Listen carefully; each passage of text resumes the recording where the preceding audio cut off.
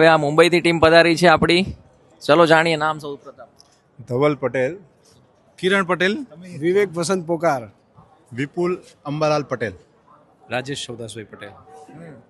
શું આપનો અનુભવ કેવો રહ્યો અહીંયા સતપંથ પ્રેરણાપીઠની શિબિરમાં? સતપંથ પ્રેરણાપીઠની શિબિરમાં અહીંયા કને આપણે પ્રેરણાપીઠ તરફથી જે વ્યવસ્થા કરવામાં આવી છે રહેવા માટેની, અહીંયા પંડાલમાં ખાવા પીવાની બધી એકદમ સારી વ્યવસ્થા કરવામાં આવી છે અને એકદમ વ્યવસ્થિત રીતે આપણે સવારે નાહવા ધોવા માટે ગરમ પાણીની, રાત્રે સૂવા માટે ઓઢવાની આ બધી બહુ જ સારી વ્યવસ્થા કરવામાં આવી છે. ખાવાની બી બહુ જ સરસ વ્યવસ્થા છે અહીંયા કને. બાકી 2025ના મહાકુંભમાં અમે અહીંયા કને આવ્યા, અહીંયા કને રહેવા માટેની આપણા સતપંથ તરફથી જે સગવડ મળી એ એકદમ સારી હતી અને અહીંયા કને બધા અમને અખાડા જોવા મળ્યા. પહેલી વાર આવ્યા, ગંગામાં સ્નાન કર્યું, બહુ જ સારી વ્યવસ્થા છે, કોઈ તકલીફ નથી પડી. સરકાર તરફથી અમને એકદમ સપોર્ટ રહ્યો છે, ખૂબ આનંદ આવ્યો. આવો મોકો અમને મળે નહીં અને અહીંયા કને રહેવાનો મળ્યો એ બદલ આપણા સતપંથ પરિવાર તરફથી બધાને આભારી માનું છું. અચ્છા, અહીંયા આવવામાં બધાને કદાચ થોડીક તકલીફ પડશે, પણ મારી રિક્વેસ્ટ છે એકવાર ટાઈમ કાઢીને જરૂર આવવાનું. અને જેને આવવું હોય એ પ્રયાગમાં જુસી કરીને એરિયા છે, ત્યાં આવશો તો ત્યાંથી આપણું જે નિષ્કલંકી ધામ છે ત્યાં નજીક પડશે અને અહીંયાથી જે સંગમ સ્થાન છે એ પણ વોકિંગ ડિસ્ટન્સ છે, એટલે આજુબાજુ એકદમ સેન્ટરમાં છે.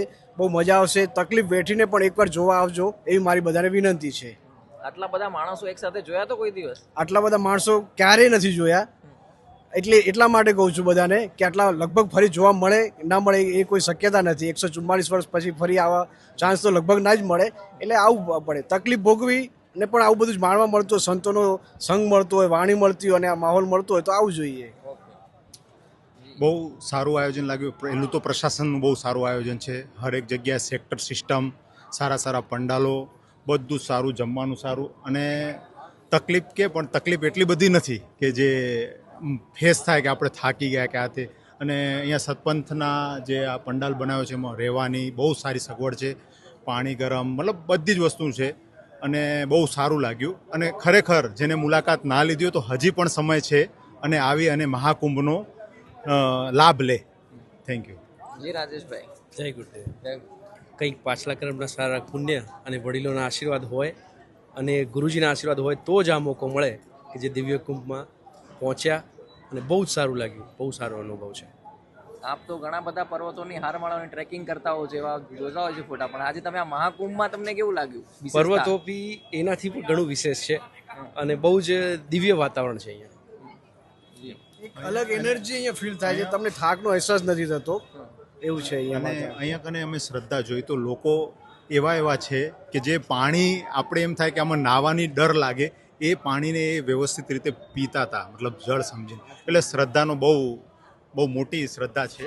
અહીંયા કને કેટલા બધા અખાડાઓ છે. તમે રોડ ઉપર ચાલ્યા જાઓ તો બંને બાજુ રસપાન ચાલુ છે, ભક્તિનું રસપાન, ભગવાનના નામના અહીંયા કને બધે ગુણગાન થઈ રહ્યા છે. બધા અખાડાઓમાં અલગ અલગ રીતે પોતપોતાની રીતે મસ્ત મજામાં બધા ભગવાનનું નામ લઈ રહ્યા છે. એ જોઈને ખૂબ આનંદ થયો. મોટા વિશેષ અખાડાઓ છે જ્યાં સંતો મહંતોના ખૂબ સારી રીતે દર્શન થાય છે.